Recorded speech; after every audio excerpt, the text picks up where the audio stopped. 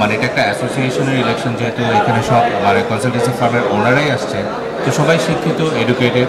So এখানে পরিবেশটা খুবই সুন্দর, তো আমরা খুব হ্যাপি। আর ভোটারদের উদ্দেশ্যে যেটা আমাদের মানে বক্তব্য থাকবে সেটা হচ্ছে, ভোট একটা আসলে মূল্যবান আমানত। প্রত্যেকটা ব্যক্তি তার নিজস্ব চিন্তাধারা থেকে কারো কথায় প্রভাবিত না হয়ে ভোট প্রদান করা উচিত, এবং প্রতিটি প্রার্থীকে ভোট প্রদানের আগে উভয়ের মধ্যে যিনি অধিকতর যোগ্য তাকে বেছে নেওয়ার জন্যই ভোটারদের প্রতি অনুরোধ থাকবে।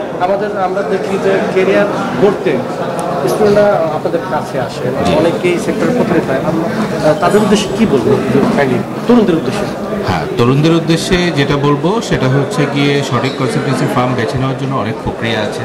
দেখতে হবে যে ওদের মানে প্রয়োজনীয় সার্টিফিকেশনগুলো আছে কিনা, কারণ আমাদের এই সেক্টরটার উপরে কিন্তু অনেক প্রফেশনাল ট্রেনিং আছে, প্রফেশনাল সার্টিফিকেশন আছে। সো যেই কনসালটেন্সি ফার্মগুলো কাজ করছে তাদের ওই প্রফেশনাল সার্টিফিকেশনগুলো আছে কিনা, তাদের অভিজ্ঞতা কত দিনের এবং তাদের কী পরিমাণ সাকসেস আছে, এই বিষয়গুলো দেখে তারপরে কাজ করা উচিত। এবং প্রত্যেকটি ক্লায়েন্টেরই এবং কনসালটেন্সি ফার্মগুলোর উচিত প্রত্যেকটি ক্লায়েন্টের সাথে কাজ করার সময় একটা ক্লায়েন্ট এগ্রিমেন্ট করে নেওয়া, যেন উভয় পক্ষের স্বার্থ সংরক্ষণ হয়। তাহলে আমার মনে হয় যে প্রতারণার হাত থেকে অনেকটা কমে আসবে। আর সর্বোপরি এখানে সরকারেরও অনেক ভূমিকা আছে। আমাদের এই বিজনেসটার উপরে কোনো নীতিমালা নেই, তো সরকার যদি নীতিমালা প্রণয়নে উদ্যোগী হয় তাহলে যারা কনসালটেন্সি ফার্ম এবং যারা ক্লায়েন্ট স্টুডেন্ট তারা প্রত্যেকেই প্রতারণার হাত থেকে মুক্তি পাবে। সর্বশেষ কোন পদে রয়েছেন এবং কি?